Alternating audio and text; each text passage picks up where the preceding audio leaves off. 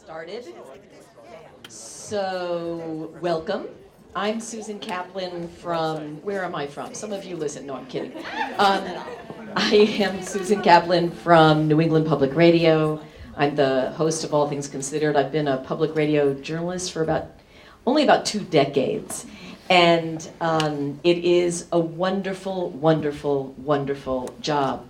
And I was thinking about the fact that a lot of us journalists, there are some of us here, like to think of ourselves as being a fan of history. I've heard any number of people, from as glorious as Nina Totenberg, who legitimately knows something about the Supreme Court, to just random newsrooms where we will say we are a fan of history. So it got me thinking, what is a fan of history? And I thought, well, wait a minute. What is that thing? Fan. What is a fan of history? And it occurred to me that all of you, and particularly this man standing next to me, you actually, it's time to become the fans of history. I actually think that's what's happening here. It is time, and this is the pilot light right here, but it is seriously time to, in fact, ignite, illuminate, bring more oxygen into the academy. And so I'm psyched that you're here. I know you've been talking about this already, and I am now going to say, and we're all going to say, hey. Jason, you are going to introduce yourself because you're standing right next to me. Oh, okay. I think that's, this is the consummate public historian. And some of you have met him already. He is the wizard, really, of, I would say, history communicators. And he spends a great deal of time at the Library of Congress, but he is here today to facilitate all the conversations you're going to hear tonight. We use the word lightning because we're going to move quickly and hopefully engage you and your attention for that entirety, something I've heard he's very good at. Why is that? Well, I guess because I'm the pilot light, I'm highly flammable. Exactly. Thank you. Thank you for the kind introduction. Thank you all for being here. There are a number of very important thank yous that we need to acknowledge and make. And I want to take this opportunity to do that before we even get into the lightning and the pilot lights and everything else. Before the music of the band comes on. Yeah. First of all, thank you all for being here on a Friday night and engaging in this conversation with us. Thank our really remarkable group of historians, journalists, filmmakers, writers, and thinkers who have joined us not only for an entire day today, but for the entire day tomorrow to discuss and ruminate and explore and hopefully break new ground on the idea of what it means to communicate history in the 21st century, in this new communications landscape that we are all sort of navigating and getting our feet settled on. It's really been a stimulating couple of days. And so thank you all for being a part of that with us. Thank you to the University of Massachusetts Amherst. Thank you to UMass. Thank you to Joy, to Barbara for allowing us to come in and steal your faculty, and steal your space, steal your students, and for your generosity and your hospitality, for allowing us to have this conversation here. There have been so many people at this university who have enabled this to happen.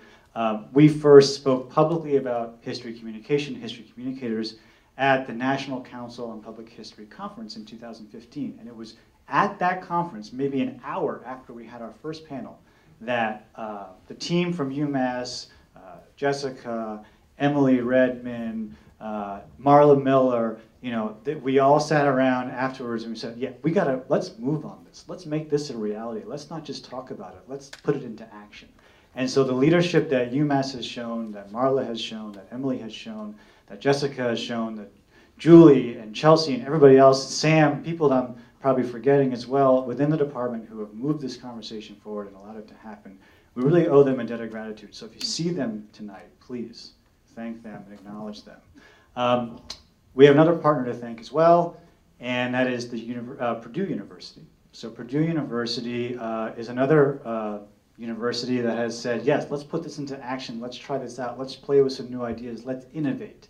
And in fact, that is actually what we're working with at Purdue, is an Innovate Undergraduate Education Fund, which aims to advance undergraduate education into new frontiers. And we believe that history communication is a new frontier for the profession. It's not a new concept for the profession. It's not a new idea for the profession. It's not even new issues for the profession. But we're now finally giving it some shape, and we're molding it into some new frameworks that we can explore both at a pedagogical level and at a practitioner level. One more thank you. Sorry. Yes. We also have to thank the Graduate History Association. So the Graduate History Association is having their conference this weekend, Putting History to Work. And how apropos that we should be having this conversation and this meeting at the same time that conference is happening. There's a natural overlap there.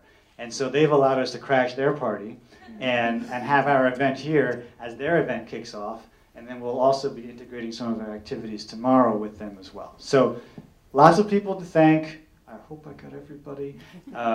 But really, I mean, this has just been an incredible effort to bring all of this together and to make this possible tonight. So if we could, I would really love if we could all give a round of applause to all of those who helped make this possible.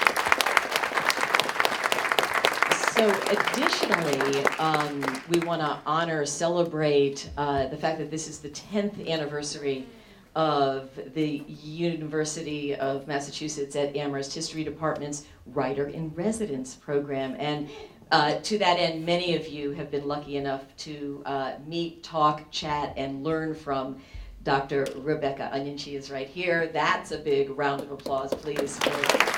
Seriously, no, I was very lucky because I take a class in the history department. I decided a couple of years ago, after 20 years as a public radio journalist, that I would go back to school, and became intrigued by the public history program here. And there might be a few people here who were in my first class. From the second I walked in, I was blown away. I was inspired by the natural collaboration between journalism and between audio and storytelling and public radio and history. But one other thing is that, so when you go back to school, especially when you're my age, people are like, oh wow, that's so cool, you know, and then they get all jazzed up. And then they would say, so what are you studying? And I would say, history. Like, that's what happened. They said nothing. I'm like, what's going on? Why aren't they saying anything? And so I would just like to end this intro with saying that it is critically important. It will require a lot of courage, a lot of hard work, and the necessity for history to be embedded and communicated now. Time is traveling fast. Technology is changing fast. Human beings change very slowly, but it is time to have the answer to that. You know, what are you studying? You know, and I say history, instead of being a conversation stopper, let's make it a conversation starter. And so I turn it over to Jason. Well, it's a good segue into conversations. So what are we doing tonight? Why are you all here? I don't know, actually. Why are you all here? So we've been having some really productive and remarkably insightful conversations all day about history communication. We've touched on numerous facets of the communication landscape, history, how it's communicated, where it's communicated. We've even discussed the idea, well, we've discussed so many ideas, I hesitate to go any further because I could be here all night. What we're actually going to do, though, is we're going to give you some insights into some of those conversations. So some of our conversationalists this afternoon have volunteered to be conversationalists this evening to give you glimpses into what they're thinking around this topic, some of the ideas that have been thrown around in our conversations today and that will be thrown around tomorrow. And they have agreed to do this in a format which we have termed Lightning Conversations. So basically the idea is that we will call up pairs and they will come to the stage, take their seats here, and they will hop right into a conversation on a topic that they have mutually decided, and they will have that conversation for 10 minutes, at which point an alarm will go off, a silent alarm will go off, their conversation will conclude, and you'll all applaud, and they will put the mics down, and the next pair will come up. So we're going to have 7 pairs of 10-minute conversations. So by the end, you will be overwhelmed, inundated, enlightened, whatever other verb you want to use, with new insights into this arena. After which, we'll have a quick break to stretch, grab a drink, use the restroom. We'll come back together and we'll open it up for Q&A so we can hear your thoughts. You'll be able to ask questions directly to the conversationalists, or you can ask more general questions to all of the participants to this weekend summit, or even to each other here in the crowd. And we can engage in some ideas some more until about 9 o'clock or so when we adjourn for the evening. So my role tonight is actually not to say a lot. I've already talked too much. My role is really just to facilitate, and I will also be timekeeper. So the conversationalists will get a notice from me at 2 minutes when their time is running down, and then they'll get another at 30 seconds, and then the conversation will end. The last thing that you may have noticed is that we have someone drawing over here. So as part of our commitment to sharing the insights of our conversations more broadly beyond these walls, we've actually been visually, graphically documenting the entire meeting with our wonderful artists, Amanda Lyons and Heather Haynes. And so they are going to be continuing that tonight. They'll be sketching out and documenting visually the conversations. And so when we have that break, that 5-minute break after the conversations are over, we invite you to come up, take a look at the board, and kind of see how these verbal conversations have been translated or communicated visually. And that might also help spark some conversation in the Q&A. So I think I've covered the ground rules. I think I've covered what we're going to do. Probably means it's time for me to stop talking. So I would like to, where did the second microphone go? We'll need that. Ah, yes. Hard to have the conversation without that. We're not going to share. Yeah. We don't share.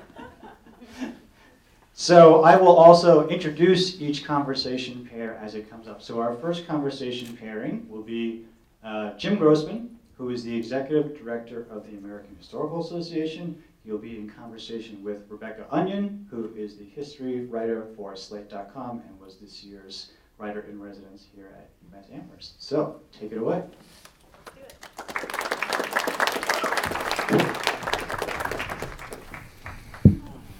Is this on? Okay, so since we're going first, we decided that we would start with a big question. And especially because, as Susan alluded, there does seem to be out there in public culture a sense that history is useless. Many of you have heard certain politicians refer to certain useless disciplines or less than useful disciplines, and history has been bagged among those. So what we're going to do is we're going to start with talking about the purpose. Why do we do this? Just about everybody here probably thinks it's interesting, but surely we do it for some other reasons other than the fact that we like it. I was just about to say that I do it because I like it. Oh, is this working? Stop the clock. Yeah. I was going to say. So I was just about to say that I do it because I like it, but let me dig a little deeper into that. So I think if you were to sort of dig for the main motivational force of why I'm interested in history, it would have to do with the intellectual and philosophical challenge of thinking about sort of the course of human events. And so what sort of, there's like a curiosity factor for sure with finding out what happened in the past, thinking about not only what happened in the past, but also thinking about how other people have parsed and understood and interpreted what happened in the past. But the curiosity is sort of founded in like an intellectual and philosophical interest in the nature of causation, the nature of contingency, the way that humans interact with each other. What do you mean by contingency? I'm curious. That's a word we throw around a lot. We love to use it. I'm participating and not throwing it around. Yeah. Well, I think about it as chance. I could be wrong. But sort of the if you think about history as sort of a chain of events that happen because one person does one thing and another person does something in relationship to that first thing that was done. That's one mode of thinking about it. And then there's also the sort of randomness of chance that comes into it. Which is really interesting because it's how change happens. Yeah. And that's one of the things that fascinates me about this notion that history is somehow, studying history, learning history is somehow less than useful or is recreational. We study how change happens. And if there is anything that is useful to everybody, it's how change happens. We tell our students this is what they're learning. They can be a CEO, they can be a politician. They will learn how to make change. Jim, how would you respond to that question, why you study history? And also, how has it changed for you from when you started till now? What I'm interested in is the ways in which history affects every decision that's made in public culture and public policy, or it should affect. Maybe that's the better way to put it. That we've actually started a hashtag, for those of you who are on Twitter, everything has a history. And that's why I'm interested in history, because there is absolutely nothing. There is not a student in the world who does not have an interest that is historical. And so for me, it's the sort of the universality of it, that since everything has a history, it always matters. And has that changed over time for you since you started studying for now? I didn't figure that out for a while. Okay, yeah. I mean, at first I was interested because it was interesting, because it was fun. Well, okay. that's an interesting question. It was for me. It was trying to figure out why people did the things that they did. Yeah. It was the distinction between what I was calling the isations. Since my undergraduate degree was very social sciencey, and I had to learn about bureaucratization and urbanization and industrialization, and things happened because of the isations. Okay. And then I realized, because of my next stage of education, where I actually started studying some history, that actually things happen because people make them happen. There was, in the 1970s and 80s, 60s and 70s really, this transformation where we figured out agency, that everybody had agency. We're still talking about it. We're still talking about it, but you no longer can write a book where the argument is they had agency. Yeah. You have to explain why that matters. But for 10 years you could. Yeah. You could get away with that. The golden years. The golden years. When that could be your argument, then you were doing something really important. So it was this issue of human agency that I found fascinating. And then it was realizing how Americans are so interested in history.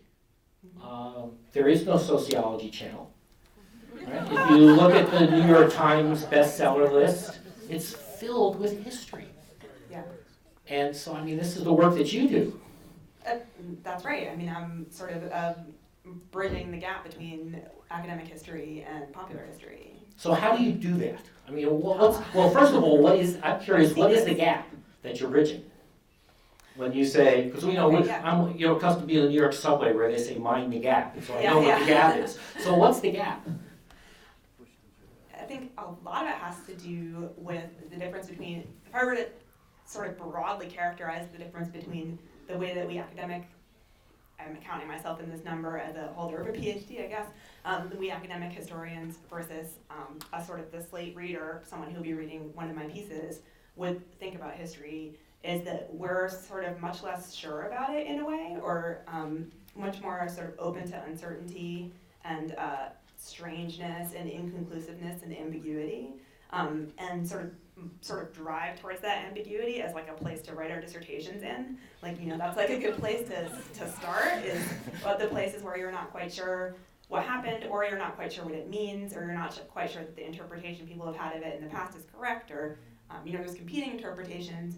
And that's something that's a little bit less maybe present in public history, I'd say, or in public discussions of history. But most people, well, not most people, there's lots of people who, when I tell them I'm a historian, and I don't get the empty stare. Actually, when I tell people on an airplane I'm a historian, they're often really interested because they think I study wars or the founding fathers. And so I get a question about John Adams or something. But a lot of people who don't like history think it's really boring because they think it's just a lot of facts. So, but that's the opposite of uncertainty. Indeed, it is. So how do you get from a readership that thinks history is a lot of facts to making them comfortable with uncertainty? Well, I actually think that there's an appetite for uncertainty in a way, because I mean, when you say, like, there is certainly, one sort of sector of the public or one way of thinking about it that would like to learn like a listicle of interesting facts, the top 7 badasses in history or whatever it is. But there is also, people love mysteries. They love, whatever, like the big boom in true crime lately has sort of shown that people are sort of interested in this like investigative impulse or this sort of interpretive impulse. And I think that if it's framed in such a way where you say, we're going to talk about something interpretive and something ambiguous, people can get on board with it. I think there is an appetite for it. Why do you think that? Why do you think that people are so likely to go straight to analogy? That instead of asking the kinds of questions you just talked about change, uncertainty, that instead there's a tendency to go, oh yeah, that's like this in the 15th century, or Trump is like Andrew Jackson, or Trump is like Hitler. Why do people go there so quickly? It makes you feel smart, I feel like. I don't know. It's good to feel smart. Yeah, exactly. No, I don't have a problem with that. What do you think? I'm going to toss it back to you. I know you have thoughts on the Trump comparisons. Well, I think that's interesting because I think it's the wrong discipline. That the kinds of analogy that you've been critical of in the past, where you've argued that what matters is context, not analogy, and an analogy works if you put it in context. Yeah. That in some ways, it's the literary analogy that's more interesting because it doesn't have to be precise. So for Trump, there's a Washington Post reporter actually who has argued that the right analogy is Frankenstein. That he is a Frankenstein's monster that has been created. And that is actually a historical argument because it's an argument that looks across a generation, a 25-year period back to the 1980s, and you could trace the process by which the Frankenstein's monster has been created, by which the party has created this, in essence, this electorate. Yeah. So it becomes much more interesting, and it's the melding of the two disciplines. Oh, I love that. Good, because we're out of time. Okay. All right. Thank you.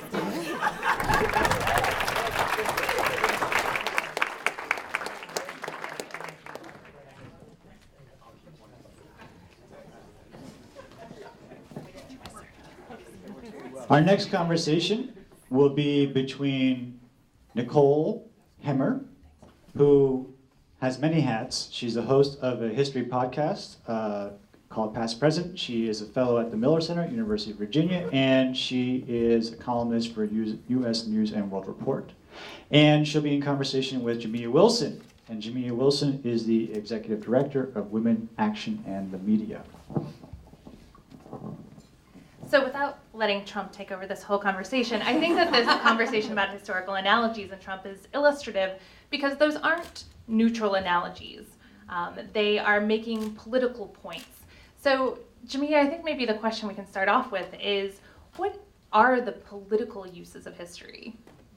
Well, I see this every day in my social media feed. I mean, how many people in this room have seen a meme comparing several candidates with historic points that are very reductive in the past 24 hours? I think everyone could probably raise their hand.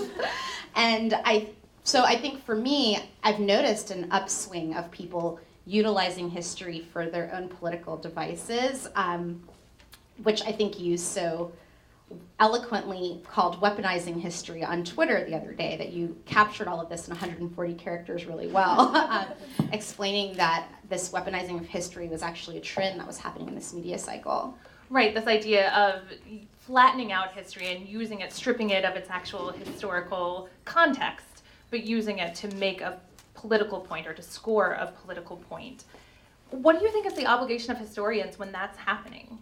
Well, I think that when historians have facts and they actually can provide more context, like we were just hearing our friends talk about before, they can actually help people make more informed decisions and also help those of us who are motivated to do our activism because of the historical past understand more about lessons learned that we can benefit from. So I know I've been called in from some of the older women in my movement about things that I thought were unique problems for my generation, specifically in the movement, about ways that they encountered the same issues and ways that they created solutions together that have helped us to do our work better and helped us to hone in on our targets with more strategy. So that's the kind of thing I would love to see more from historians as well, that actual collaboration around, oh, we've actually seen this before and this is what you're doing that didn't work, but in a way that's not condescending and undermining, because I think that also happens too, and then that shuts down communication and collaboration. So history can be used not only as a mode of argument, but that it can be used as an asset, that activists can draw lessons from the history of their own movement or other movements in order to figure out kind of what to do next. Absolutely, and I'm thinking about At the Dark End of the Street, for example, this amazing book that I read a couple of years ago that was really about sexual violence and racial justice and really flipping most people's understanding on its head around the civil rights movement and Rosa Parks's activism and what her motivations were and the level of activism she'd already been engaged in. And I specifically found out during that process, I'd known that there was a historic story that I had been connected to via my cousin Joanne Little, who had been a woman. Oh, thank you for that, Mist, and for knowing her. That's my flesh and blood. Who had she had been sexually assaulted in prison in Washington, North Carolina, where we're from, in the 70s, and she fought back and used deadly force. And when she ran away, the state of North Carolina wanted to kill her via gas chamber retribution, and she bravely came out and fought that case and said that she was going to put her life in the hands of the people in the court so that she could change the law. And now we have law that theoretically says that if you use deadly force to protect yourself from sexual violence, that you should have that same human right, even if you are a prisoner, if you're incarcerated. And that happened, and it was also the first case that changed the laws around social science evidence being used for jury selection. And so that, when that book came out and seeing that story that I was directly connected to, it radicalized me and made me want to seek out people working in prison abolitionist work as partners and to seek out other people outside of my feminist silo, because I realized that Joanne's case could have never been won if the labor movement, if the racial justice organizations, if the immigration rights organizations hadn't worked together, and we need to be doing more of that now. So you use history in your own work, but what is the difference between, say, you using history in your activism versus, say, Dinesh D'Souza using history in order to advance conservative causes? Is it just that you feel your cause is right and his cause is wrong, or are you using history in different ways? I feel that I'm on the side of good. I'm sure Dinesh feels he's on the side of good. I was going to say I definitely would clump him in the Trump category of around ethics, but I do think you're right. I mean, I often think that from my point of view, which is very biased, that I see them using revisionist history a lot to spark fear inside of people. Fear that they're going to lose their privilege and all the world is going to go up in hell in a handbasket, where people of color and women and gay people are going to control everything and make it so that white men have nothing. And so for me, when I see the kinds of conversation that I see online, people who I'm surprisingly shocked are still my Facebook friends, touting these sorts of things. I think about that a lot, that they probably passionately believe the history from their framework and point of view just as much as I do. So for me, I think that the dividing line happens less around the topic and more about the way that history is being used, is being positioned vis-a-vis the activism. So if the scholarship comes first, that seems to me to be good historical use. If the activism is driving your scholarly conclusions, then no matter how righteous the cause, it feels like it's doing violence to the history itself. And that's a really interesting question, because I've been just in some groups, I've heard a lot about the consciousness raising groups that a lot of women were engaged in the 60s, and I feel like those are happening right now in social media and some Google Hangouts I've been a part of, or on Facebook, where we talk about these issues. And when David Bowie died, and there were all these think pieces that came up about what happens when you find out that your idol's were sexually assaulting people, or that consent wasn't something that they really understood, and all sorts of these other sorts of, or Bill Cosby is another example around this. People really being afraid to interact with the actual history, and wanting to just say, oh, I'm not going to open that article because I don't want to know, because that's going to make it seem that what I like is bad, or what I'm associating myself with is bad. And so I've seen this in my communities as well, where we sometimes do what I think I'm accusing conservatives of doing as well, where we look the other way about history that isn't favorable toward us, or that doesn't make us feel good about ourselves. And I'll give an example around that in feminism, where I've seen a lot of colleagues that I've known talk about the suffragists, and talk about them as being the people that we should all look to for how, and I say suffragists without putting Ida B. Wells in that group, but white suffragists mainly, and talk about them as the people we should be looking to for how we're composing our movement and framing strategy. And when I think about the ways that they've treated women of color at that time, and learning about that, and have brought up some of those questions, I've received some people who've been shut down and upset about what they see as my dilution of those women's contributions. And so I think that this kind of thing can get tricky with leftist politics as well. Sure. So we've talked about history as a tool of activism, but what about when history is central to the political question itself? So we've just gone through this period where everyone's debating the role of Thomas Jefferson at the University of Virginia or Woodrow Wilson at Princeton University. What do you think the role of historians in those debates are? Because those seem like political debates that require historians to be right in the fray. What I think is so great about what's happening here in this conversation about history and communications is that there's this book called The Political Brain that I really enjoyed when I was teaching women pundits how to be talking heads in media in a former job that I had. And we talked about why Fox News gets more eyeballs on it than everybody else, and why a lot of people watch Fox News, and that's because they're not so interested in facts. That they're more interested in infotainment and moving people's hearts and moving people with emotion and values. So if you watch it really closely, you'll see that Tucker Carlson will march in on there and say, what a great day for democracy, when he sits down in the chair. He's setting the tone, he's moving your heart and mind. And then if my liberal self comes on and I do what we do, which is touting a lot of facts and statistics, it's not so much moving hearts and minds of people who don't care about these issues the way that we do. And so that way he can then use another value statement to then bump me out of the circle, which is the argument that they make in The Political Brain. So that's something that I think about a lot, about that connection between academics and scholars and the translators and curators of content who can communicate this content in a way that moves those hearts and minds with values. And I don't know if that corrupts the scholarship, but I think it's necessary. But it raises a really important question for history communicators and any scholar involved in public engagement, which is how do you engage the public as a scholar in a post-fact age? Mic drop. Thank you.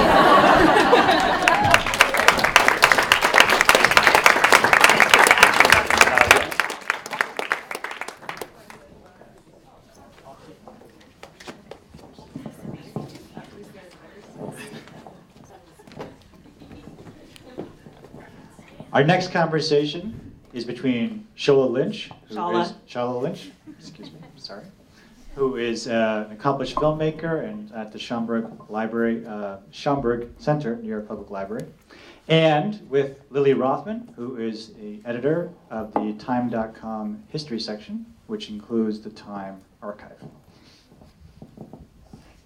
Hi. Hi. I'm just gonna say I'm Shala. And I'm Lily. Okay. Yeah, so I guess sort of going from the point of... We're talking about editing. Yeah, so the sort of trying to connect it to the last conversation, this question of engaging people, and there are many parts of editing, like making the assignment and putting the final pieces together, but one thing I was thinking about in terms of editing and engaging people with something as vast as history is that you can't include everything in whatever content you're producing, whether it's a book or a documentary or a web story that's a couple hundred words. And as a filmmaker, you deal with editing in a sort of the most visceral way, that things are literally left on the cutting room floor. So I wanted to ask you, do you have a philosophy in terms of what's okay to cut out. You know, if you have 200 hours of footage and you care passionately about the topic, when you sit down to do the editing, what goes first? Wow, that's a really good question. Well, I want to take it make it a little bit bigger, because I am the curator at the Schomburg Center for Research in Black Culture, and the films I make, Shirley Chisholm's run for president in 1972, first Black woman elected to Congress, Angela Davis. I like controversial women who are very political. So I think I come from the whole history angle, as in my stories have been edited out of history. I think about the history that I learned in grade school, and I went to a great grade school in New York City, and what did we learn about Blackness and Black culture? Things happened to us. It was very passive. We were enslaved. Didn't want to hear about that, because that wasn't going to be me, right? And then the civil rights movement also, well, actually, our history courses ended in World War II. If they taught the civil rights movement, it would have been things happened to us, and you know, we marched. And so that's a kind of very passive reading of our agency, as in it doesn't exist. So we've been edited out, our stories have been edited out, our agency has been edited out. Well, So in my editing, I'm editing us in. Well, I think that just sort of underlines the importance of the question that Yes. When you're editing something and say you have, you know, you need your film to be 90 minutes long, or Yep. I need my story to be set word length to fit in the space in the magazine or on the website that, you know people won't read past a certain length, that the choices that you make when you're deciding what goes they may seem in the moment like they're just for convenience, or trying to keep things not too complicated, or, you know, get the cool anecdote rather than the extra context, but that those choices come back to haunt us. Right, and you're referring to like editing as craft, Yeah. right? So the other aspect of that is you do have a story you're trying to tell, and you need the elements in order to tell it. I mean, we had the discussion earlier. Well, what if you don't have a photo for something to put on your photo blog? Then you can't tell that story. So that is definitely part of it. So the investigation and the research of finding the evidence of the history is really critically important. And I think that also ties to the work I do at the Schomburg. Arturo Schomburg started that collection because most people didn't believe there was Black history. So he wrote an essay called The Negro Digs Up His Past. And he talks about collecting vindicating evidences.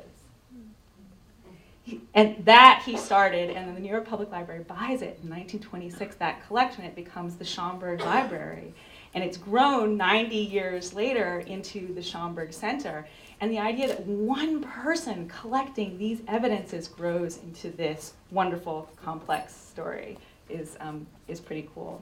But editing plays a role in your world too. Like, I feel like I come from it in a slightly, not that I have an agenda, because history and truth are important, but there has a distinct point of view. But you have a bigger responsibility in terms of being with Time Magazine and working on the photo editing. So how do these things play out for you? So I think, one thing is that I may just, I may feel differently in, years in the future, but that it seems to me that we actually live in a really great time for telling stories that were edited out at some point.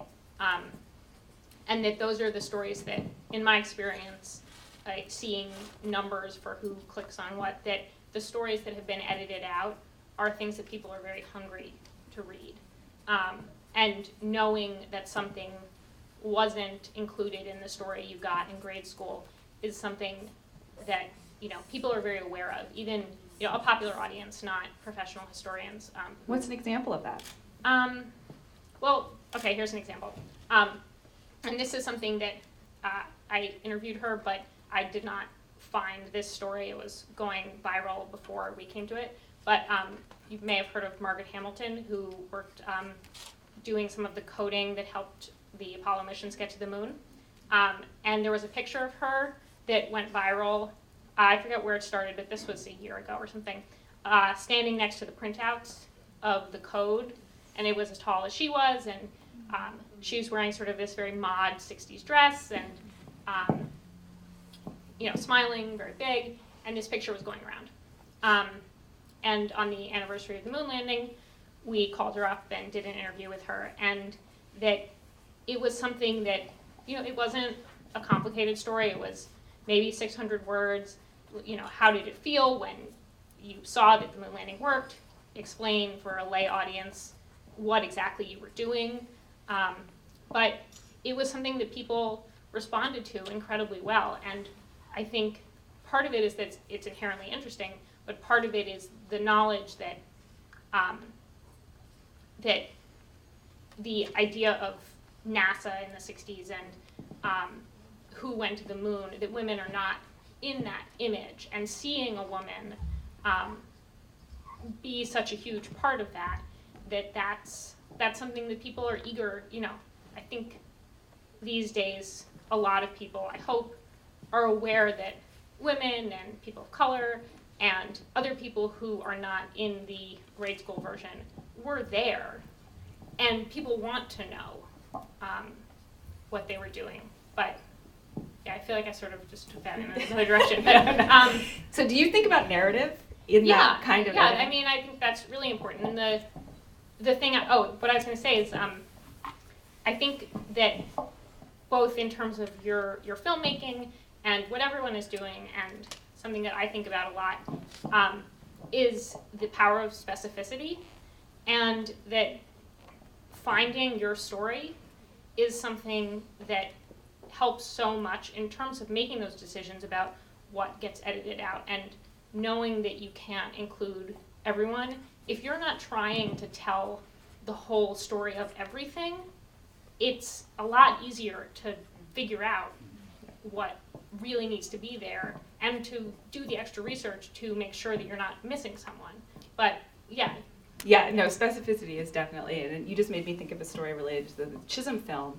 And we had a cut of it. We were really excited. She's running for president, and sent it to PBS for the check to see if we could get it aired on prime time. And they're like, "Oh, we will never broadcast this. This is not up to our standards. You need to cut the whole opening out and start with Walter Cronkite, who says, Chisholm, a hat, no, a bonnet has been tossed into the presidential ring, that of Congresswoman Shirley Chisholm." Cut to the field, and she's wearing a fur, and she says, "I am Shirley Chisholm, I'm running for president."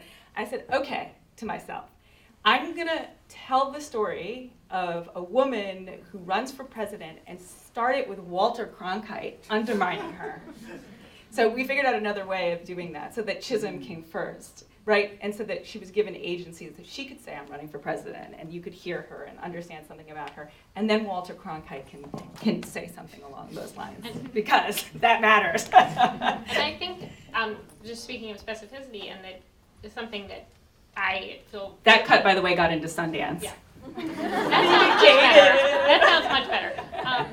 This is something we were talking about earlier, and I wonder how you deal with this when it's a film and not something that lives online.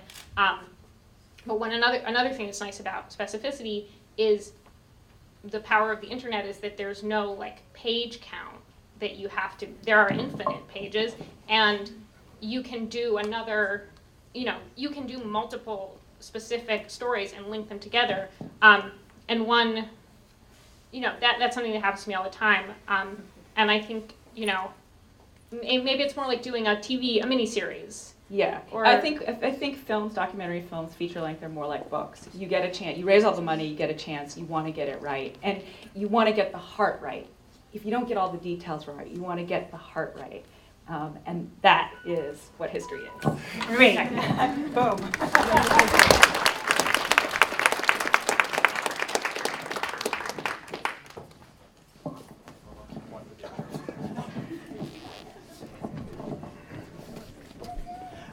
Our next conversation is between Kathy Stanton, who is a founding editor of the History at Work blog of the National Council of Public History, and is still working with them as their digital editor, and with Stephen Robertson, who's the director of the Roy Rosenzweig Center for Digital History at George Mason University.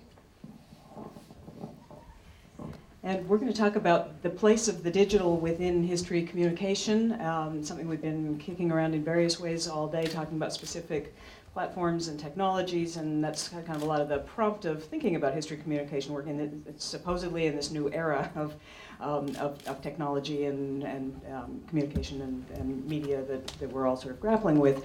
But we actually wanted to take a somewhat counterintuitive view of this and actually to pose the question whether at this point we can still kind of refer to the digital as something that is a separate strand within history communication.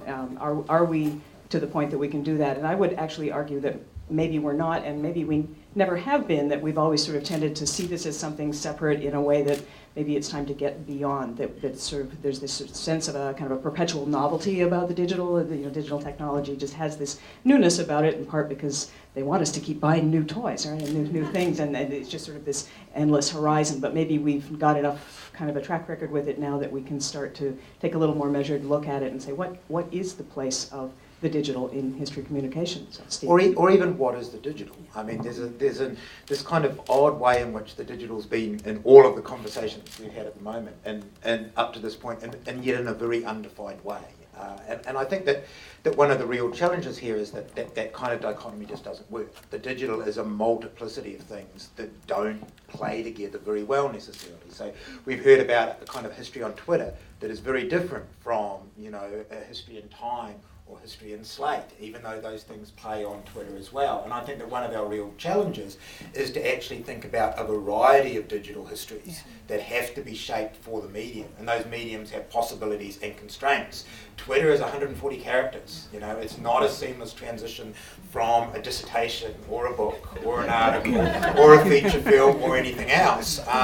And yet I think we keep thinking that communicating history just means taking this history we've created in graduate school or in our, behind a camera, and sticking it on the digital. And at the very least, we have to make a choice about what digital it is we stick it on, or what relation those different kinds of digital have. But in most cases, we're going to do a really bad job if we don't step back and think, well, actually, what can I do on Twitter? What does Twitter let me do? Or even more powerfully, and this is the question back to you, that this is often not a conversation when we're thinking about putting things online, when in fact it is. So what is going on in those platforms already? What are the conversations that are happening that we want to be part of, rather than ramming our conversation down Twitter's throat and saying, this is the way you should do it, this is what history is, and automatically getting no kind of audience at all.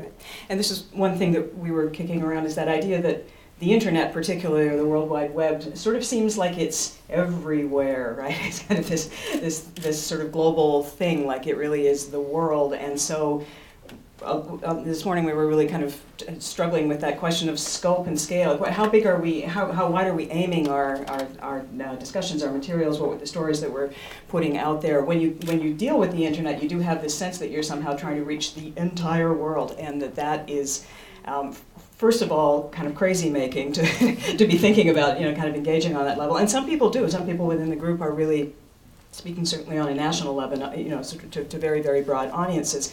But even there, I think they're parsed into, kind of components. And one thing that Stephen and I were talking about is how the internet seems to be nowhere, but it sort of has connections to place. Like, it is not a completely disemplaced thing. It has connections to place, to communities, to particular locations.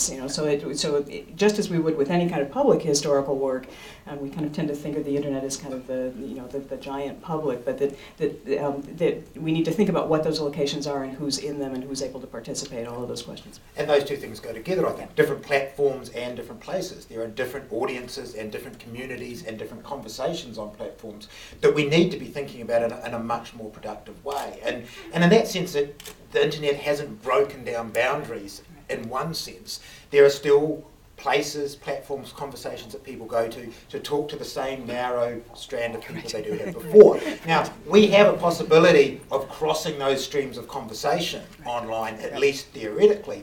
I'm not at all convinced that we do that any better online than we do offline sometimes, that people find their channels, find their streams of information, and they lock into those. And the potential of the internet is that we're in some big, broader, boundary-breaking conversation. But I think the reality is that those strands and communities are still there, and that often, in a way, they are still tied to place, and that sometimes thinking that we've transcended locality, we actually have to pay a bit more attention to that metaphor, to that analogy, that the internet is a space, that these platforms are spaces and places and communities, and recognise that they are bounded in some of the similar kinds of ways. And so where, in fact, you know, is a particular group of people, and who are you talking to on a particular platform, and who are you not talking to, potential or otherwise?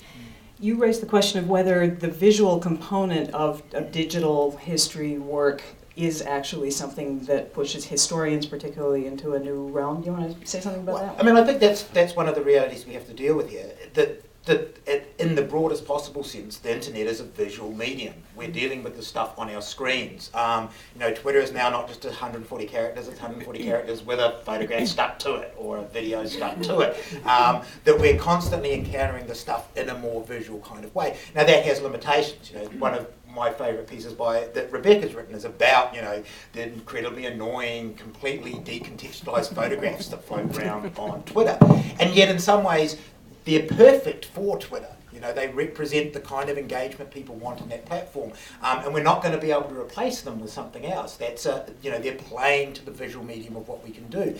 My own digital projects, and Vincent's out there in the audience, are about working with maps. You know, capturing the stories that we want to tell in a medium that is more native to digital places than you know, a 150,000 word book that dumping online is not going to communicate any more effectively to anybody else than putting it between pages. But if we can capture those stories visually, then that's what somehow seems native to this. And you know, I think one of our challenges, and if we want to use the digital to communicate, the visual is another dimension of trying to recognise what are the properties of this medium. What can we do in this medium better than we can do in other places? And I think the challenge for historians is the visual is what this medium's about, and we have not been visual people. You know, I think a lot of people are historians. You know, we were asked to draw things today, you know, and you could see people curling into little bundles in the thought that they were going to have to confront or produce the visual. Yet, if we want to communicate online, we have to embrace some of those visual platforms. You know, and things in the end like maps are not that far away from what we've done in the past. But Yeah. And what we're thinking is that historians are generally coming to this from a place of thinking about text, that's, you know, kind of conventionally what historians think about.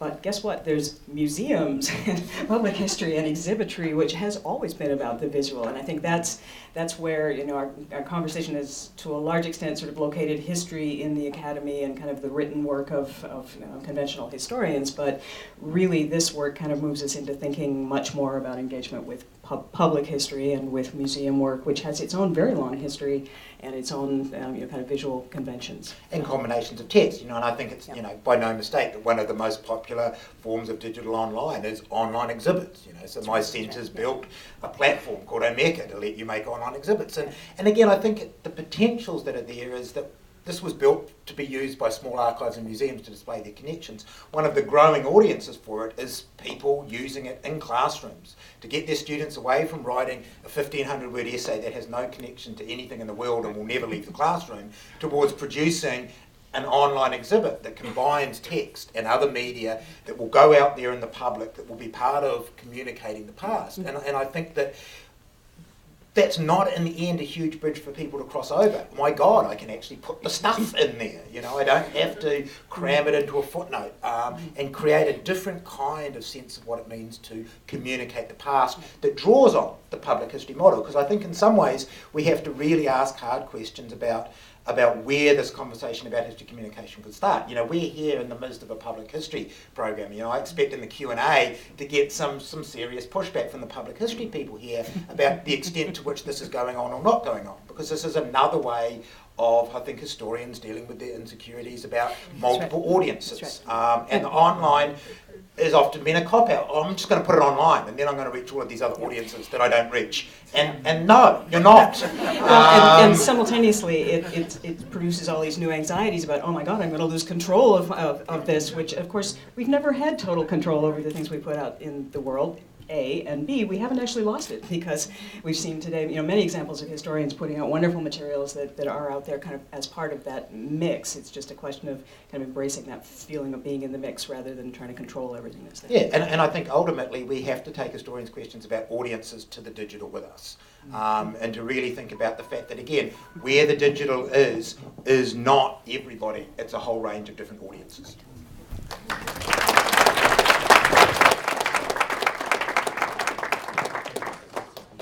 I'm glad they mentioned Twitter, because if you are on Twitter and you're interested in seeing highlights from today's conversation, there actually is a hashtag. The hashtag is HistComm, HISTCOMM. And if you feel like tweeting out some of the insights that you're hearing today or your reactions, please do so with that hashtag. Our next conversation pair, I have both mics somehow. We will have Amanda Moniz, who's the Assistant Director of the AHA's National History Center, which is located in Washington, D.C. And we have, some of you may recognize, Julio Cabo here from the Amherst, University of Massachusetts Amherst History Department. Thank you. Thank you. It's like a quick speed dating kind of process. I want to begin thinking, we were asked to talk about insider-outsiders, and I hate to kind of bring this up again because so many people have brought this up in a number of different ways, but I did immediately also think about kind of Trump and last night. But I was just thinking about the way that, because it's an interesting parallel to think about insider-outsider. I'm the most unqualified person. No, I'm the most it's and what that means is sort of interesting parallel of who in this space is an insider and who is an outsider and why does that. And I think about us and everyone in this room and what spaces are we insiders as history communicators and in what other ways are we outsiders and what that means to us personally. I don't know. So what spaces are we insiders? So I was struck by the introductory remarks about bringing oxygen into the academy, which sort of assumes that we're in the academy and that oxygen's lacking there. To me, that's not a fair representation of how historians work. So I guess I want to start by questioning this insider-outsider dichotomy. And I don't feel like I'm located in just one space. I feel like I work as a historian in a lot of different spaces. And so I guess I'd question this idea of an insider-outsider to begin with. Me too. I fight the binary. I mean, it's right. I mean, we've been talking about this time and time. That's right. And I don't think in some spaces, right, we're meant to feel more as insiders, and other times we're meant to feel more outside. I mean, but there's a reason why I think, we feel. I mean, the reason I entered graduate school was entirely, I don't want to say arbitrary, but it was, I was a broadcast journalist, and I was working, and then I started going to night school, and just to kind of become a better broadcast journalist. We were covering Katrina, and I was like, this is really not great coverage. This was not what made me comfortable. We weren't asking the questions that I cared about. Mm-hmm. So in some ways I went so that I could become the insider, but not, right? I mean, I actually felt in some ways I was the insider before, or was, so I didn't actually think about those questions that way, but that's, I was kind of thinking about that. So how did you think becoming a historian would help you answer those questions better? Yeah, so I mean, the one of the moments that really struck me personally was the coverage of Katrina, which hit Miami first, and then I remember being I was the producer for the 7 a.m. show in Miami, and I was live on TV, and I had to tell the anchor on that it's now a Category 5 and it's going to hit New Orleans, and the inevitability of what we knew what that was going to look like, and it was hard to see what that coverage ultimately looked like, knowing that the wrong questions were being asked, that no questions were being asked, and I felt like in order to understand, it wasn't enough to cover the storm, right? But we needed to understand the displacement of people of color and understand how this is happening. How does natural disaster affect people's lives in ways that those 20-second SOTs, or NVOs, voiceover, we just weren't doing justice to, right? So, I kind of connecting this too, I'm really, if we could talk a little bit more about, I think about your work in terms of food, for instance, right? I mean, it's such an such an accessible way to get people to talk about history. I mean, if you could talk a little bit about that. Sure. So before I became a historian, I was a pastry chef, and so I think, yeah, there are a couple ways that I think that sort of relevant to this conversation here. One is that I think it makes me understand that there is more than one way to tell a story, whether you're telling a story through food or you're telling a story through text or as a historian. When you're a cook, if any of you are cooks, you know that you might make a recipe in a more elaborate way if you're having a dinner party, or if you're working in a fancy restaurant, you might do a similar kind of recipe in a more down-home way if you're doing it just for the family dinner or whatnot. And I think that informs how I approach history. You can tell stories in different ways for different audiences. It's not an either-or kind of situation. And I think it also helps me understand, and this is something I want to get, that we've talked a lot about digital media and new technologies and so on and so forth, but here we are talking. We're talking. That's a very old way of communicating. And with food, that's another way of communicating, another way of telling stories. When you make a recipe, you tell a story. So I think we should think about some of these other ways that we can communicate and tell stories, not just with these snazzy new technologies. Which, maybe makes me an outsider to this conversation. With the recipes or something, right? I mean, the way that, yeah. Yeah, when you make a recipe, you share a story. And, one thing that I've done when I've taught historic cooking classes is, I want to teach people about a particular recipe, but I also want to teach them about the larger context. And then what I hope is they'll go home, make that recipe again, and tell that story themselves. And that is the kind of history communication that I think is really powerful. Has there ever been an instance, and this is kind of a really broad question, where you felt that you wished you were an insider or an outsider, or in some instance where you just felt like you couldn't comment on this in a public forum? Or? Yeah, actually. I work at the National History Center. One of our programs are congressional briefings to bring historical perspectives to issues facing Congress. And there I think about this insider-outsider issue a lot, because you can do different things as an insider and different things as an outsider. Being an outsider allows us to speak to a larger audience. Sometimes you need to have conversations that are more intimate so that you can have a franker kind of conversation. And I don't know if you found that as a journalist too. Yeah, and if that informs your historical work. Yeah, I guess it certainly has informed. I think about it more in the context now, and as sort of like post-journal. I mean, not that I see myself as like now I'm not a journalist, or now I'm just a historian, right? But I do see those lines blurred. But there have been moments, right, where I just felt either the story was too close to home, or too personal, or too where I was too much of an insider in that, and in a different context, right, to kind of comment on. The easing of the relations between Cuba and the United States. There was no way that I can make a kind of statement on that and not isolate friends on the island and friends at home, or friends. I mean, there was just or my source, or myself and like my own identity. There's moments where it just made more sense, right, to step out, or kind of be an observer. And so did moving from Miami to Massachusetts change that? Does it change when you're? Yeah. I think so.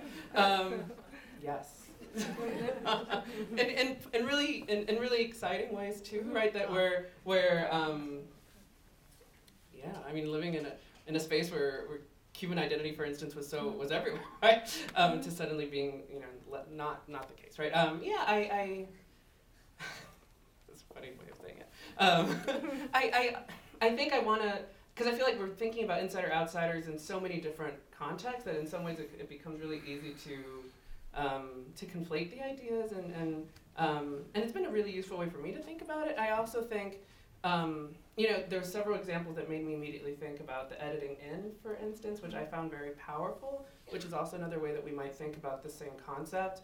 In our teaching and in everything we do, I mean, that's a part of editing in. Like, how do we reimagine queer history in these spaces, and how do we, looking at I give this example in my classes all the time, in the Stonewall film that came out recently. The erased trans people of color from the Stonewall Rebellion, and how do we, I don't show the film in my class, but we show the image, and how is it suddenly centered on this white person who came to become the hero of this story? How did they become the kind of person with the platform to show this, the insider, so to speak, right? And I think about these questions quite a bit. I don't know how they've come up in your own research, perhaps. Ooh, how did this come from my own research? Well, my own research is on humanitarianism in the 18th century, which is more distant, so... And very different yeah, very different food. Yeah. Which is also an interesting juxtaposition, right? That you live these, I think it's kind of interesting moment where you have these different hats, right? Like that is, I wonder how often you're like, oh, you're the food person, right? I mean, or yeah, I like wearing different hats. Yeah. Yes, yeah. I think a lot of us do that, and I hope that's one thing that's coming out of this conversation. We do wear a lot of hats, and we can wear different hats. Yeah. There's just, there's something really special about.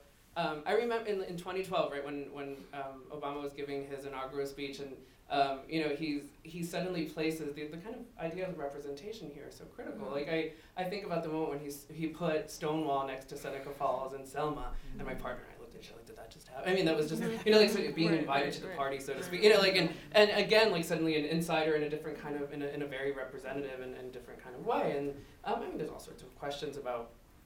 Is Stonewall like Selma? I mean, like all these other things, right? Or, but it was kind of this interesting moment to think about how that changes the landscape, right? How does that change the way that we imagine? I don't know what post 2012 would look like. Right. and then we're seeing that because of that, some people feel like outsiders, and they're it changes people's perspective. Yeah. I kind of want to touch upon this I don't know, but I want to talk about a little bit about. Again, the interesting position of how you think about. Never mind. We'll keep talking after this. We will talk after this. All right.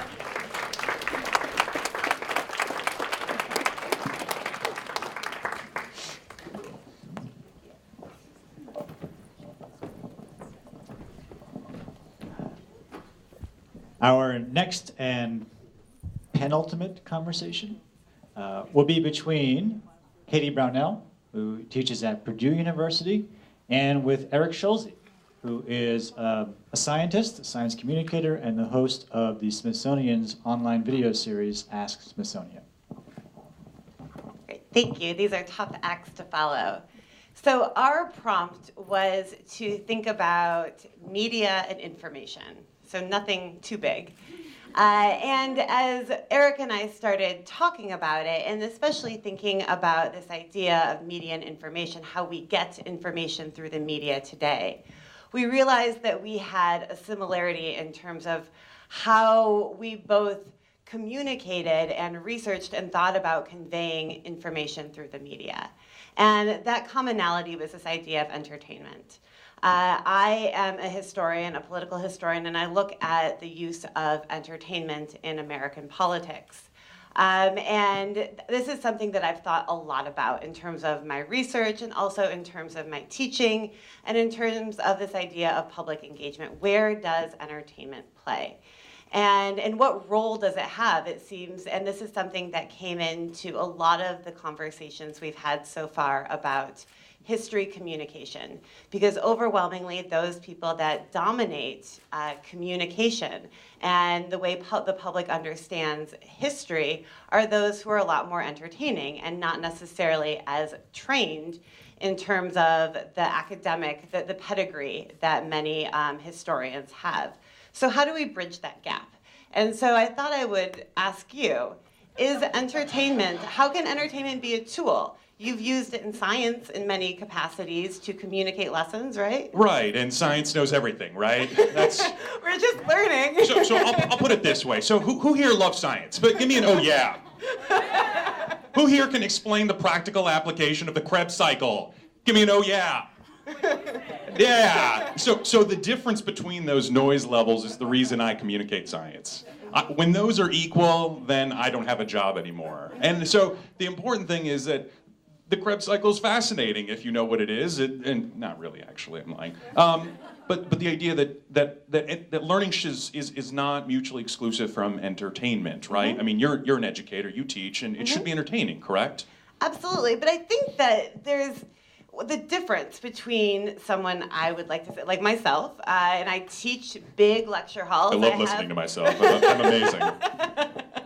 I teach 400-person lectures, right? So I need to get people interested. So I use entertainment as a tool. It's a way to teach rather than that being the primary objective. As Nikki talked about, is what comes first, your activism or your scholarship? And I think that's something to think about with entertainment. Is our goal to entertain people? Are we trying to create a market? Is there a market demand for what we're doing? I think there's an economic factor there, right? You don't have a job. You don't have a job if scientists can't communicate. You don't have a job. So do you need it to be unequal? You bring up the most important point to me. Like, I like to be able to pay my rent. And I went to school a long time to be an expert in something that nobody gives a shit about. So the other thing that is important is when we teach or we're a communicator, and in my case, hosting a television show, people associate that with education or learning, and learning is a right, it's a privilege, it should be free, it's cheap, I'm not going to pay you. And then so we have to move that into, I'm going to value you as a creative person that developed that skill set, for example. And that goes with valuing teachers as well and paying them more money. So should creativity then be something that we should learn in terms of becoming a professional historian? Should creativity be a component that we teach in the classroom to undergrads or graduate students? Should that be part of our professional training today? Sure, and the problem is, like, we don't have a definition for the word genius. We don't have a real good definition for creativity. In fact, it's defined by what the Patent Office calls it, which is a terrible definition. But the idea that what we have learned from the science of creativity is that collaboration is the most important thing, that you are not going to have the next cure for cancer if you play World of Warcraft in your mom's basement for 20 years. And nothing against video games, because they can be exceptionally collaborative. But I mean, like, I don't know if it's that way in education and teaching of history. I don't know, do you think that? It can be, but I think a lot of times as a history professor, I develop my own lectures. And when I decided that I wanted to have a website project, I wanted to teach my students how to study something and then construct a website that they had to then relate that information in an engaging way to the public, that they could bring this home to their parents over Christmas and tell them the history of these certain presidential elections. That I had to then go find a website designer that could teach me that, and so that was on me. It's not ingrained in our profession. I think that collaboration is not ingrained. It's not something that's generally taught. So I'll say that successful communicators that I've come across, science or not, and we talked about this earlier, and I think historians, first off, the difference between being a science communicator and a scientist communicator, the people that can be both, the idea that describing the passion for what we do, the methodology, the boring part of doing science, and also the results and how they apply to society. Those two together are really hard to sort of meld. And I think, like, for example, Neil deGrasse Tyson does a great job. In some instances, Bill Nye, I won't agree with that and everything. Should they be both? I personally think they should be both, for the simple reason that being able to explain the nitty-gritty and make that interesting and entertaining is important for what we do, whether it be history or science, as its application to society, at least to me. So do you think a history or a science communicator, is it the same as a professor in an introductory lecture course that you're teaching freshmen and you have to communicate or you have to teach them chemistry or some other science? Sorry. I don't know. I'm a historian. But is there a difference between this idea of being a science communicator and teaching an introductory level course as a professor would do at an academic setting? So I'll admit that I do not teach at a university, so I have no idea. Well, is it applying the same principle then, I guess, that someone going in who is an expert in a field and has to communicate that to a freshman? Point taken. Is it the same principle? Yes. So the idea that learning and entertainment are never mutually exclusive. We are all consenting adults here, theoretically, and you should be able to enjoy the process of learning. And so, my target demo are people that can't vote. And so I reach 100,000 of them every week, and I need to get them to be engaged with what I say. In fact, we were talking about this earlier, I never directly meet most of the people that I teach. I teach a lot of people every day on behalf of the Smithsonian, but I never see them. So I don't know if that's like where, in part, science is going in terms of communication. or if history's going that way too. I don't know, that's something to consider as a field. I don't know. What, do you think that it would work the same way, where there was sort of this blindedness to the education of a mass of people if you had to teach them? If you had to teach like an online format that you're thinking about? MOOCs, for example, massive open online courses. I mean, I think that there are some issues with that, because part of what I love about teaching is the fact that it's not a one-way conversation, and really effective, even in a 300-person lecture hall. You still can get people to respond to you. You can ask them a question. What do you see in that video clip? What do you hear in this music? What do you read there? There's a way of assessing it. And I think that kind of response that you might not get in the format that you're talking about, do you have people turn in assignments? Do they respond? Do they have discussion? Is there a community, or is it a one-way conversation? Well, it's even harder, I guess, in science, because I can't make them do an experiment. I have to rely on the fact that they'll go look it up themselves. And I don't know if this is related to history or not, and people in this audience might have a better answer than I would. I mean, so I have another question, because I have a feeling our time is running out. Jason looks like he's going to flash me a time thing soon. And this is the question that came up today in a really fantastic comment about what are the ethics there? If you're trying to create an entertaining forum to teach a lesson, and maybe you don't tell the whole story, but you convey the idea, the essence of a particular story. One of my favorite quotes was one of Nixon's media advisors in 1968, who said, well, it sometimes takes a falsehood to convey the truth. And he's talking about Nixon, so that says one thing. But the idea that you can create an image, but then get the truth about this real emotion, or this real reality. You talked a lot about images, that scientists sometimes take these images, that iconic images we think of in terms of what represents science, but they're actually fabricated. So what's the ethics there? So this goes into, let's take it back all the way around to Twitter. Let's even say that. I think that you have to really know something really well to be good on Twitter, for example, history or science, because you have to know which details to omit and still keep the meaning to be consistent and true, and not distort the truth. And I think there's an art to that, this art of losing nuance. And I think that's true for communicating science or in general. And that's it.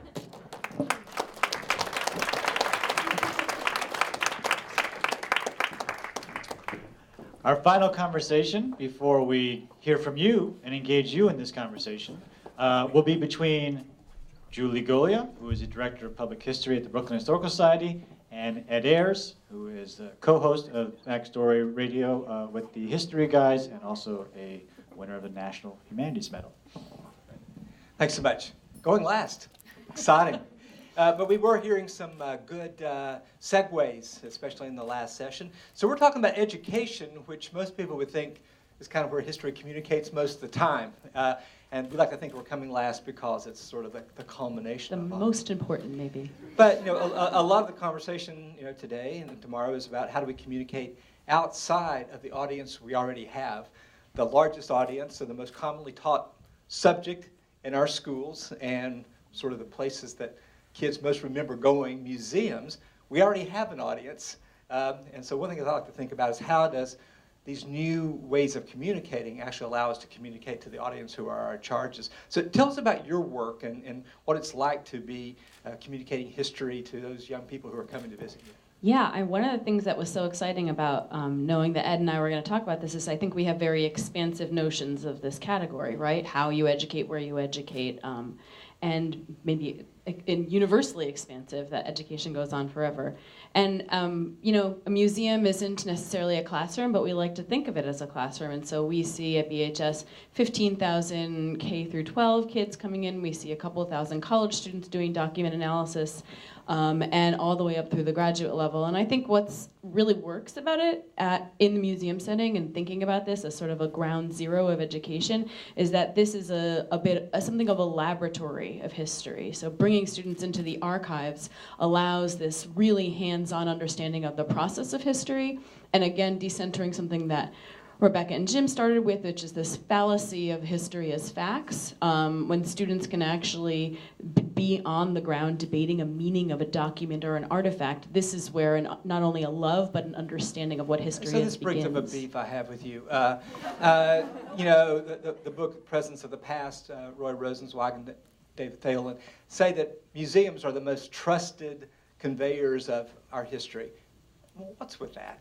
Actually, the AAM just came out with the same evidence that among public institutions, history institutions are the most trusted institutions. And I said that. I want to know how you pull that up. The irony of that is that I think what we actually want to do is we want to bring students into the archives to question, right? We actually want to decenter what they think is reality. And then, I think ultimately provide them the agency that they're not just ingesting history, but that they're making history. And we've had a lot of debate today about whether history should be considered relatable, whether we should emphasize the difference of the past or the sameness of the past, but just experience after experience with a young person, I'm sure that you felt this way, Ed, is that when they can feel empathy, that is an enormous, groundbreaking moment. Yeah, but one paradox, we talk about expanding audiences for history, but in some ways there's nothing better than a conversation in a classroom or in a museum. And a large part of what we're trying to do is to convey the excitement we already have in these kind of bounded environments to other places. When we did Backstory, the whole idea was, let's make it like the best class you ever had, right? So why is it we feel there's this disjunction between, and even a failure in institutionalized education and this open range, I think, a phrase that I got from Rebecca, of history sort of on the loose out there. It seems in some ways to devalue institutionalized, which even sounds bad just to say that, the history. So what do you think about that interplay? I feel like a tension that we've been coming up a lot against all day is a quality versus quantity issue, a cultivation of a really authentic experience versus an attempt at reaching masses, and as the digital group said, deep understanding of your audience and your objective. We did a project where we brought kids into the archives to do document analysis, and we worked with, on the scale, if we think broadly, such a small number of students. And is it better to give that small group of students this very hands-on, sort of impactful experience, or is the broad reach what you're going for? I don't think that it's either or, but that is something that, as a small institution with limited resources, we struggle with. Do you really think that it's not really either or? Do you think you can recreate that feeling of personal connection across vast audiences? Well, can I ask you, what do you think? No, I ask you first. We believe that, or we wouldn't be trying to do it. I think that people can be touched by history a lot of different ways. It's excitement, also the challenge that we have. It's not just one thing. I guess I do think that, but here's a problem that I've noticed. So I talk in public a lot about, so I deal a lot with the American Civil War, with a very popular subject. So I noticed that lots of people will take history classes, and lots of young people tell me how much a trip to a museum or historic site changed their life. But when I talk to a large public audience, they are 65 years old and up. And there's like a huge donut or a bagel of audience. Are the digital media, you think, filling the middle of that in a kind of tasty pizza? Or why is it we lose an audience for decades in their lives? I'm of such dual minds about this. And I almost disagree with what I'm about to say, but I don't know what the ethics of that are. There is a way that an intimate history, I think, engages students more than a sweeping history, and engages a lot of us more. It's stories and it's people, and that's something that you can do with a hands-on document. You can interact with documents on the web, but I actually don't feel like I've cracked the nut of how to articulate the difference between interacting with an original source digitally and interacting with it in person. But all I know is I've seen it. So do you feel when school groups come to see you that you're supplying something that they are missing in a traditional education? Is the history education, as opposed to history communication, failing in some way? I don't think it's failing, and I actually think that small and mid-sized institutions like ours are doing the really good work on this. I think that, you know, we have to, we you know, how to put this? When students come in and they interact with our building and with the neighborhood in which our building is and with the people who are there, with archivists and librarians, they're not only gaining sort of historical knowledge and understanding of historical practice, but they're also actually understanding that history is theirs. It's the democratization of the archive, it's the democratization of the museum, and it's the idea that we're also educating them that these resources are here for them, and for them, they're free. And the best case scenario, you see them come back on their own. See, I know that's true. And when I teach freshmen a class called Touching the Past, and I ask them, so why are you in this class? And they said, well, it's either because I had a visit to a museum or historic site, or I had one awesome teacher. But otherwise, it's dismal. The textbooks are terrible. They drain all the life and excitement out of it. I think of history as what's bound in that double column shrink wrap, multiple choice kind of process. And we don't let them see history alive very much until we take them to a place like yours. I think one of the problems that you're articulating is the problem of the one-off. I don't think somebody should have one history visit in the 4th grade and then move on to textbooks for the rest of their life.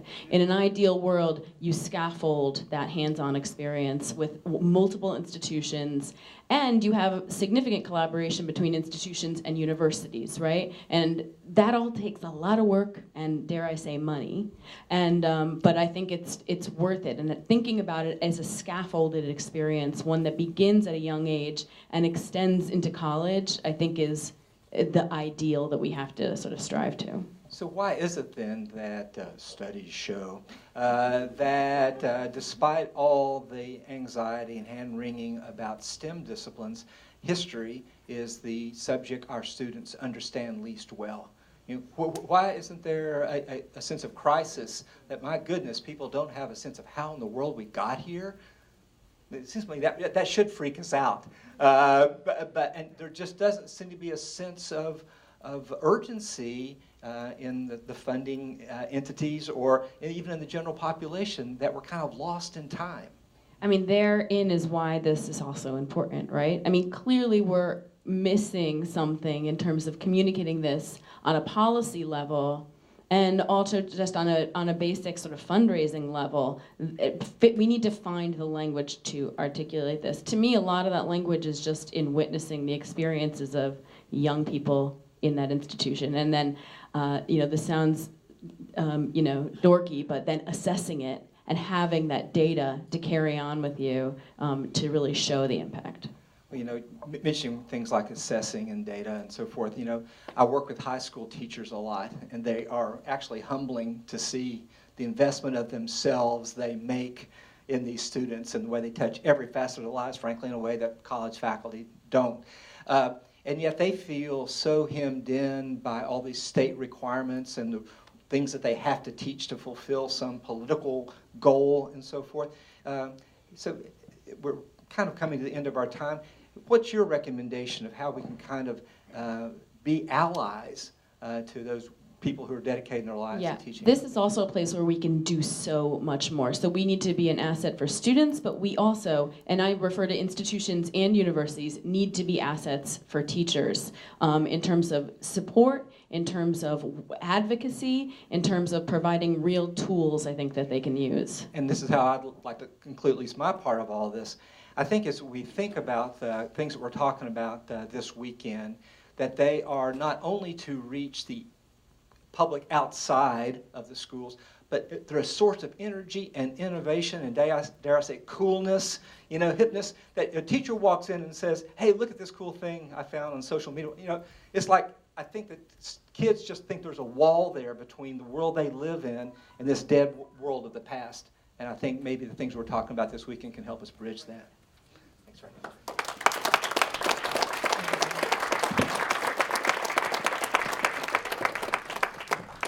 So I promised you stimulation. I think we delivered on that promise. We're going to take a quick 5-minute stretch break because we're a little bit behind time. So stretch your legs, check out some of the drawings, grab a drink. We will reconvene at 9:05 for your questions and your thoughts, and hopefully get us all out the door by about 9:30 or so.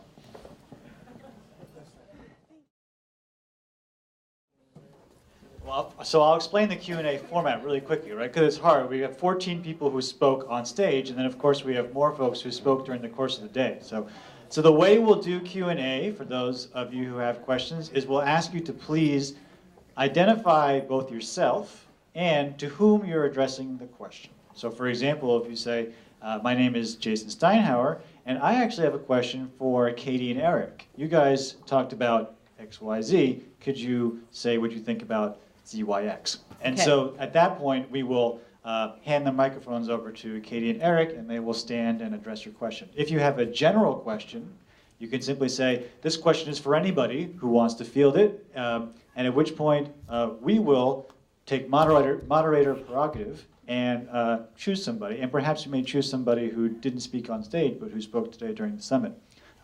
Okay, Bossy Jew about to interrupt. And the reason is that you very kindly, Jason, very kindly asked me to just say a couple words about sort of my takeaway, and I was not there today, and I just want to say, and again, it's true, public radio, I get it, audio, I have a small bias, but what just happened? We listened, okay? We listened to people conversing in a way that we could so relate to. And there is such a sense that I get constantly everywhere, classroom, interviews, station, the streets. People are craving conversation. And that generally doesn't work well when it's a giant group. But the other thing that you all were doing was listening. So audio. Pictures absolutely, clearly are important, but when resources are tight, sound can be incredibly effective. And I just don't want you to underestimate the importance of it in the work that you do, because there's this old thing from when I worked in the theater that if you're in live theater, for some unknown reason, if you have a live pet on the stage, that's the only thing anybody looks at. I mean, even if it's good acting, they just all look at the live pet.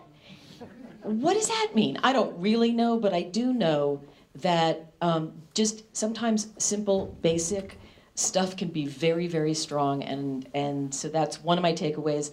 But that was awesome. And alone, can you imagine? I was imagining how many other people would enjoy those conversations. We're talking about brief Twitter, 140 characters. Those were bright, shortish conversations that had passion and energy, and I don't know about the rest of you, but they were really interesting. And if those had just been broadcast out multiple times, perhaps, multiple networks, people would listen. So don't underestimate, how if you get access, that you will get people's attention. So anyway, that's my takeaway. Who has a question? Oh, well, can I say my takeaway? Okay. So my takeaway is really brief, and it's one of my talking points that I use everywhere I go, which is that there is an amazing diversity within historian and what that means. And it's something that the AHA has been advocating for years, something NCPH has been advocating for years, and we talk about it a lot. But I mean, we saw it on display today. The diversity of perspectives, the diversity of people, the diversity of skills, the diversity of roles within this history world and within the history profession. So for any graduates, undergraduates who are here, I'll give you the same talking point that I give everybody that I talk to about this, which is your history degree is valuable, it is worthwhile, it is of great worth to you as an individual, it is great worth to society, it's great worth in your career, and there are lots of options. So do not let anyone ever tell you that there are no jobs in history, because there are thousands and thousands of jobs in history. So that's my takeaway, and it was so much on display and striking today. So now. Okay. Who's got a question? Okay. I'm going to come over here first, and then over there. Yeah. And just remember to. I know the rules. I know the rules. Sure. My name is Jillian Foley. I'm a history. I have things on my lap. I'm a history graduate student at University of Chicago here for the graduate conference tomorrow.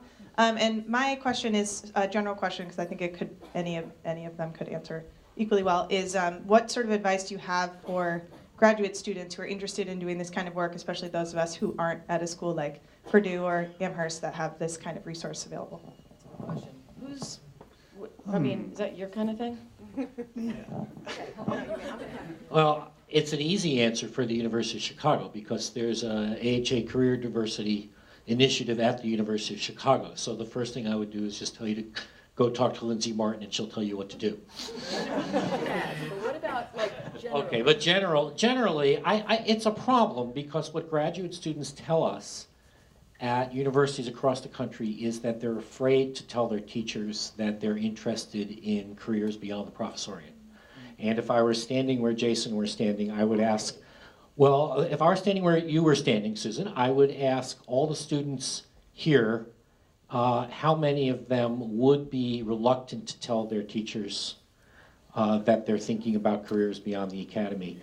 But I'm sitting in the front row, so I can't see the hands. What, you're supposed to say you want to be a professor? Yes. And so this is, I think this is the challenge that yields. Yes, I just said I don't want to be. Right. This is the challenge that yields the question. And I think it's a very difficult question. And I think what has to happen is students as a group, not individually, have to initiate these conversations in their departments so that it's... It is. And the other thing I would say is you should come to us because we are happy to initiate it in your department. There you go. I have a lot of thoughts on this. So don't tell your advisor. No need to tell your advisor what you're doing. Keep doing what you're doing in graduate school and do what you need to do for your career. You're in Chicago, that's a great thing. There are all kinds of institutions. In my case, I'm thinking about museums. There's an enormous number of respected museums and other kinds of institutions there. I would just start meeting people. I would just go there and I would say, can I meet you? Are there any opportunities for work that I can do with you? And then I would email them like a year later and I'd say, anything going on then as well? They'll remember you. And I have to say, that's what I did. And that's what I do now. I remember people who contact me. And I remember people who ask me smart questions. So this is a very awkward thing, I would say, for a lot of historians, is just being like, I gotta go meet people. Like that, it's very uncomfortable. It doesn't come naturally, but I think that is like 100% the thing to do. Okay, sure. Just short. Yeah. I advise lots of PhD students. Advisors are more understanding than you might think. That's good advice, but on the other hand, the person probably shouldn't be your advisor if he or she can't imagine a more expansive set of ambitions. So I remember one of my favorite students came to me and said, Ed, I want to teach in community college. It changed my life before I came. And I said, great. I went to visit him and watched the work that he did. So gauge it. Don't commit career suicide. But the point is that I think you'll find a more expansive imagination on the part of advisors. That's great. We don't want caricature. We're going to take another question. I just want to say that I raised my kids in Amherst, Massachusetts, and I used to say, I can't believe I'm saying this, I used to say the best reason not to get a PhD is to have to raise your kids with PhD parents. And all I mean by that, okay, please, all I mean by that is that people were often so interested in their own subjects that I would have to just kind of say, excuse me, that's so interesting in the morning, as we're all dropping our kids off in school, but your child's about to walk out into the street. And so I'm just saying. Okay.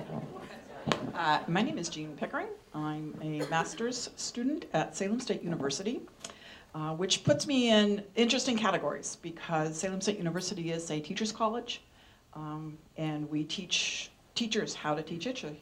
I'm not going to be a teacher, but I am also a master's candidate. So when we had the question about insider outsider, I'd like to speak for the master's students as to whether a historian means you have a PhD.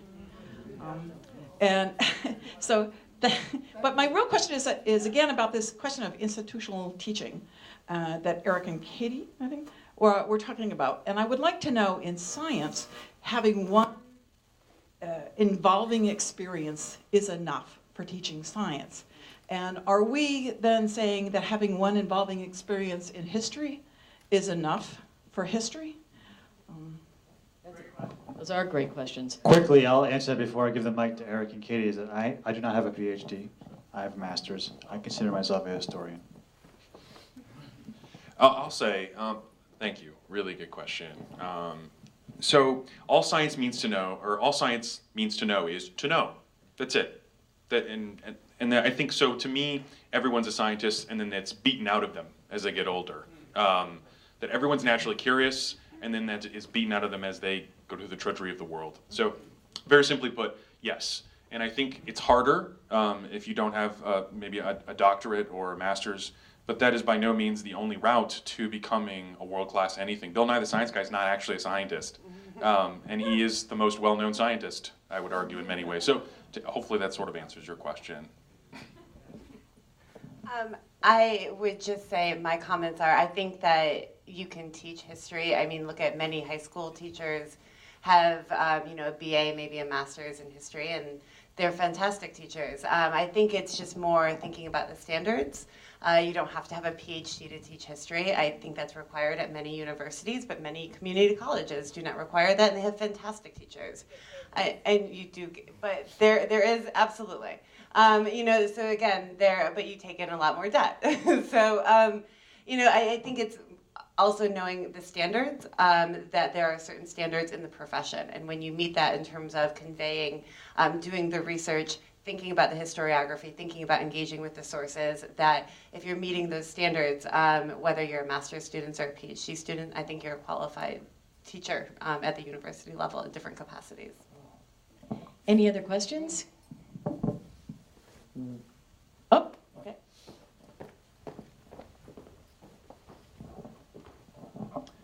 Hi, my name is Taylor Bai. I'm a local boy, grew up around here, but in the fall I'll be starting my master's at the University of Missouri, Kansas City. This question comes from a conversation I had with Alex McKenzie, who some of you may or may not know. He's the National Park Service curator at the Springfield Armory, and I went to talk to him about his job, about sort of the sort of preservation side. And one of the things that came up was he talked about the balance between, on the one hand, the need to preserve artifacts. You know, like for example, the firearms collection that they have down at the Springfield Armory, versus the sort of display and access that museums provide. And so we're talking about sort of history communicators as sort of increasing access to history. Where does this like push-pull between preserve versus allow access come into play? This is, I guess, for anyone, whoever wants to field it.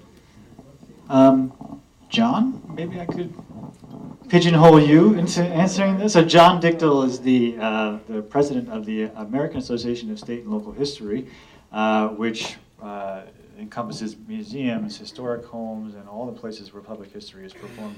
So I'm going to put him on the spot and see if he can take a first stab at it, and then maybe others can join in. Boy, that is really putting me on the spot. So your question is about, are you talking about in history communication, or are you really talking about in preserving artifacts and objects and buildings and access to those?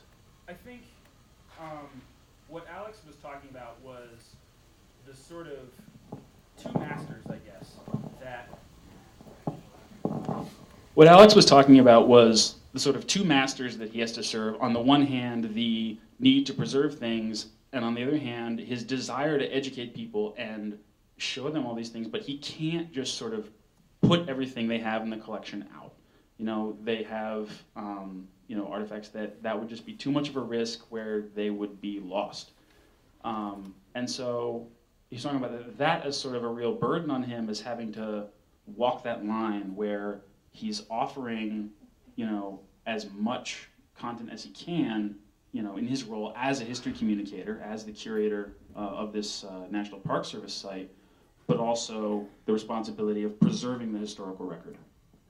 Okay, well, I think one of the things your question points to is that historians who don't work with objects and buildings are freed from having those kinds of concerns. And I think in the world of historical societies and museums, I'm sitting right underneath the speaker, sorry. There has been a lot of conversation. There's been a lot of, I'll move. There's been a lot of, let's go to the front. There's been a lot of conversations in museums and historical societies about really questioning why they have collections, and is their job really to preserve those collections indefinitely for some future use, or is their role to find more creative ways now to provide massively more amounts of access and use, And it's just really one of the more, I'm quite new to the American Association for State and Local History. I'm quite new to the museum world and the preservation world, but this is one of the more exciting areas of really questioning what is the historian's role in preservation versus access, and leaning much more towards the access. And I think we have a comment back here. I'm David Glassberg. I teach public history here. And just to throw this maybe even to a deeper level of question, why wouldn't the people who want to come to the Springfield Armory be satisfied with handling reproductions? What's so special about the real thing? And that gets back to the larger question about why is it that people trust museums? If I can answer from, I mean, our policy at the Newberry Library was always people should get what they need. And so I think what David's pointing to is, in a sense, the double fetishization.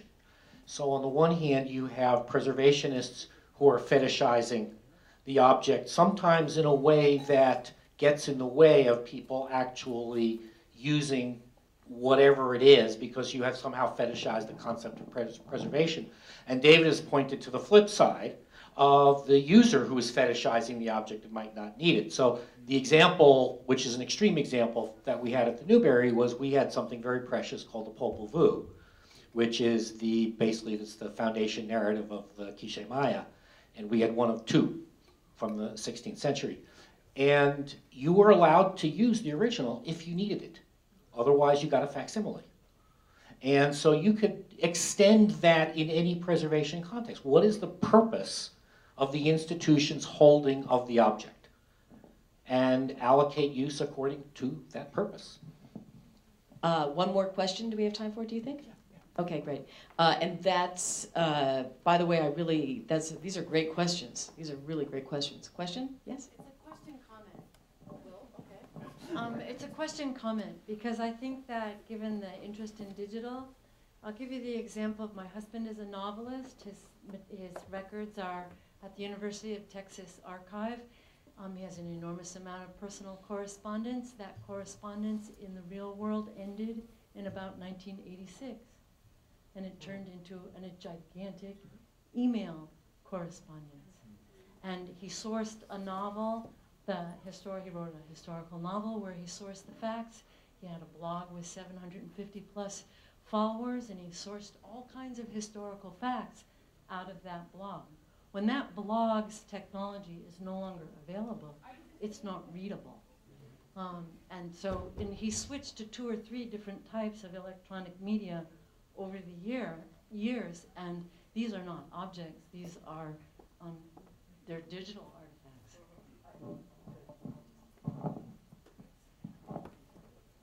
I'm Cheryl Harned. I'm a PhD student here at UMass, and I just had a really quick question, because these conversations are really fascinating, and as Susan mentioned, a lot of people would be interested in them. But more importantly, I'm wondering how our students are interested in these topics. So how do we convey the excitement that these conversations hold inside the classroom when we're saying, here, we're teaching History 101. I think we're looking for somebody who's taught for a while to answer this, or somebody who's taught for just a little while but has really got a good idea, or anything in between. Okay, well then maybe that's open-ended, because Marla has tasked me and we're getting towards the end here. Yeah, I mean, I would take a stab at that. Now, Good. I have to put an asterisk next to it. I've actually never taught in a classroom. So, I say this with no authority whatsoever. But that's never stopped me from saying anything before. So this is. We're good pair. But I will say, I have been a museum curator. I have been an archivist. I have been an oral historian. I've been a public historian. I've done communications, and I've worked in government. So I have a little bit of a 360 degree of the profession, even without the classroom. And I think one of the things that we're very committed to doing here with the proceedings of our summit is communicating what the discussions that we have here, injecting those conversations that are happening over these 2 days in Amherst into other areas where conversations are happening, and starting to bridge and create bridges between those things. So we actually spent an entire session this morning for about an hour and a half just getting a lay of the land, getting a landscape of where these conversations are already happening, because they are already happening. We're not the first to have them. We drew a map, we put up a website. So, part of our task here is to be responsible stewards and to be responsible excavators and diggers and historians in sort of figuring out upon whose shoulders we stand, where these conversations may already be happening, and where we can interject some of these thoughts and ideas into things that already may exist, and where we may be breaking new ground, and then when we have broken new ground, bring more stakeholders to the table and say, hey, this is what we're thinking, take this back to your classroom, introduce it. And I think that's why UMass and Purdue really are to be applauded, because they are being pioneers in this. They're saying, okay, we are taking this idea of history communication, we're taking this formalized concept perhaps of history communication, and we're going to inject it into history education. So you're still going to get your if you're in a master's program or in a PhD program, you're still going to do the coursework that you normally do through those programs. You'll still learn about public history work, you'll still learn about archives, you'll still learn about museums, you'll still learn about digging through primary sources and secondary sources and doing interpretation, and then you'll also learn about some of these other skills and learn about some of these other avenues for communicating history and thinking about it. So perhaps that's just a way of saying that we hope to interject and build upon conversations that are already happening, and initiatives that are already ongoing with some of these new ideas, and we will need everyone's help. And with that, I can say that the history communication movement or discussions, it's an open one. We haven't resolved anything today. We haven't resolved anything tonight. And we may not resolve anything really for some time yet. So we want to encourage everybody to be part of this conversation. So the ways that you can be part of this conversation, you can join us on Twitter. If you're on Twitter, there's a hashtag, HistCom. We also have a LinkedIn group. You can join us there. You can, we'd be glad, we're going to be posting some of these ideas and some of these drawings, other places, on hopefully the American Historical Association's blog, on the National Council of Public History blogs, other blogs. We encourage you to go to those blogs and comment. Tell us what you're thinking, respond to those, write back to us, let us know if these ideas are resonating with you, how we can do better, what more we can do, and stay involved, stay in touch, and hopefully we'll all sort of build and shape this conversation together. So that's sort of a very poorly phrased way of answering your question, but hopefully it's a starting point for more. We are officially out of time. I had this idea while you were talking that there should be like these pop-up dinner, there's pop-up this and that, retail. There should be pop-up dinners but subject. So like, near some history, whatever. You got this like, okay, if you want to talk more about this, like who doesn't want to talk more about it? Or people who want to talk more about it always want to talk more. So you get these pop-up dinner things. And then I just want to say one last thing before I really officially say good night to all of you and thank you from the history department. And that is that the uniforms of the Park Service have to change. No, I'm not even kidding. It's a pet peeve of mine, and I'm terribly sorry. And they're laughing because I say it all the time. I do, and I am serious, okay? Because it's just not okay. It's the 21st century. That's a moment. It's a moment of contact. So in any event, thank you all so very, very much. And thank you to Marla, and thank you to everybody here, and Jason, and just everybody who's talked. You guys were unbelievably awesome. Great.